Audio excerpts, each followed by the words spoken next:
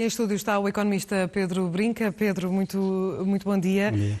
Temos ouvido as queixas dos empresários, de muitas das confederações também e das associações que representam o setor, nomeadamente das pequenas e médias empresas e das micro, pequenas e médias empresas que representam grande parte do nosso tecido, com muitas queixas e falam mesmo numa fraude, porque nada disto representa um apoio efetivo às empresas. Concorda com esta ideia? Quando vemos que uma linha de crédito a ocupar grande parte desses 1.400 milhões de euros anunciados? Este programa tem um mérito que é consensual, pelo menos na oposição e nas entidades industriais, nas associações industriais e patronais, todos estão de acordo que é insuficiente, e é esse o mérito do consenso que ele reúne. Quão grande é que é o pacote, não é? Se nós olharmos para os dois pacotes, este de 1,4 mil milhões e para o pacote de 2,4 mil milhões para as famílias, que já foi anunciado antes, estamos a falar de cerca de 1,8% do PIB português. Por exemplo, na Alemanha, a ajuda dos pacotes que foram aprovados até agora foi 50% superior, em proporção do PIB, não é? Para além de que, lá está, um dos argumentos dos empresários é que esses 600 milhões de linhas de crédito não são realmente apoios. Portanto, para além de haver uma diferença substancial no volume das ajudas, é bom ver, e aqui foi dito na peça, que de facto uma boa parte dessas ajudas estamos a falar de crédito, não é?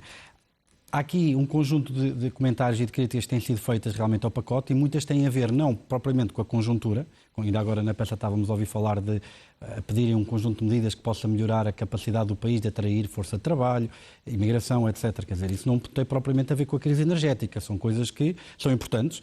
Eu podia estar aqui meia hora a elencar todos os problemas estruturais que o país tem e medidas que poderiam ajudar a resolvê-los, mas este pacote era acerca da crise energética e, nesse sentido, todas estas medidas que nós estamos a falar eram medidas que devem ser pensadas, devem ser discutidas, faz mais falta esse diálogo, mas era em abril, na altura do Orçamento de Estado. Espera-se que agora, para a negociação do novo Orçamento, volte a estar em foco esse tipo de medidas, porque é precisamente através disso que nós vamos conseguir mudar o país. Porque estas medidas são conjunturais, não se acredita, pelo menos para já, que esta subida de preço da energia seja algo de permanente. Estamos a falar de uma situação temporária e é preciso dar algum alívio temporário. É nesse sentido que, do ponto de vista do tamanho, estamos conversados, sabemos que é um pacote muito mais modesto do que, por exemplo, o que fez a Alemanha, mas também temos um conjunto de condicionantes orçamentais que também não nos permite ir mais longe. E poderá o Governo, e isso pergunto eu, Pedro Brinca, se também há aqui uma espécie de estratégia. Também ouvimos os avisos do Presidente da República dizendo que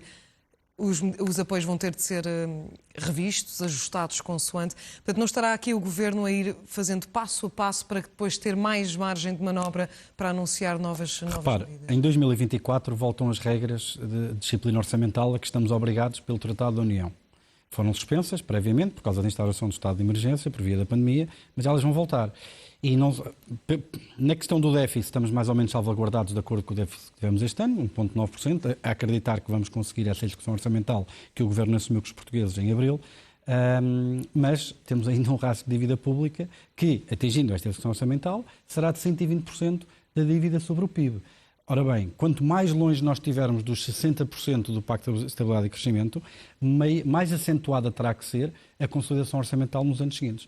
Por isso, nós, este ano, somos a economia que está a crescer mais da União Europeia, de acordo com as previsões, acima dos 6%, mas há sinais de que vai haver um forte abrandamento já no último trimestre. Provavelmente, a meio de 2023, poderemos ter uma recessão. Sabemos que em recessão as receitas fiscais também vão cair e poderá estar ameaçada a execução orçamental para o próximo ano, ou pelo menos com os déficits e com a consolidação orçamental que desejaríamos. E, nesse sentido, Portanto, está a empurrar mais para a frente. Veja, o desemprego está baixo. Tipo o desemprego está bastante baixo. As falências das empresas, tanto quanto eu sei, ainda não dispararam. Não temos ainda um problema estrutural de crédito mal parado em Portugal em termos de volume, mas tanto quanto eu sei, a evolução desse indicador no último ano tem sido bastante positiva. Não há ainda indícios na economia que, de facto, haja um problema de base sistémica que seja preciso atacar. Há um problema de empresas em alguns setores que estão a sofrer muito com a subida dos preços da energia. Sobretudo com esses preços, Pedro Brinca. E nesse ponto de vista, até para suportar esses custos com empresas e com indústrias que são muito dependentes, nomeadamente do gás, são apoios suficientes? Ou poderia o Governo ter ido mais longe também? Relativamente ao tamanho, temos conversado, temos a tal condicionante, outros fizeram mais, seria desejável que pudéssemos fazer mais, mas há aqui um jogo de equilíbrio entre aquilo que gostávamos de fazer e aquilo que podemos fazer. E não é fácil fazer essa contabilidade porque depende de um conjunto de variáveis que vão ser realizadas no futuro. Nós não sabemos quais são os números de crescimento no terceiro trimestre. Temos alguma sensação que serão positivos, até por causa da questão do turismo, que face ao período homólogo vai ser bastante melhor, mas depois temos o último trimestre de 2022, temos o princípio de 2023, vamos ver como vai correr. O pacote tem um mérito que é, em certa medida, não se calhar como gostaríamos, tem alguma direção, como por exemplo as empresas intensas em gás com proveitos operacionais negativos, perto de uma ruptura financeira, lá está, evitar ao máximo a destruição de emprego e de empresas nos setores que estão mais afetados, podem ter ajuda até 5 milhões de euros. Voltamos ao mesmo.